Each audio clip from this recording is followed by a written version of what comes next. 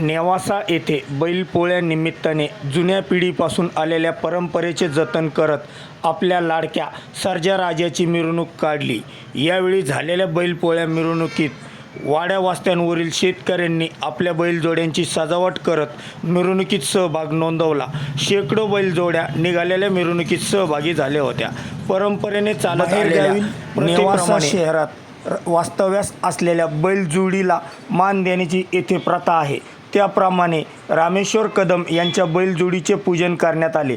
तसेच मानकरी रामेश्वर कदम यांचा टावी टोपी उपरणे देऊन सत्कार करण्यात आला। मानाच्या जोडीचे मारुती चौक येथे आगमन झाल्यानंतर नेवासा कृषी उत्पन्न बाजार समितीचे सभापती नंदकुमार पाटील, इंजिनियर सुनीलराव वाघ, डॉक्टर करणसिंग गुले, राजेंद्र मापारी, सतीश गायके, सुधीर जामदार, शिवा राजगिरे, युवा नेते स्वप्नील मापारी, राजू कडू, राजेंद्र मुत्ता यांच्यासह नेवासा शहरातील नागरिक उपस्थित होते। बैलजोडीचे पूजन करून हनुमान मंदिरासमोर बंदोबस्त ठेवण्यात आले।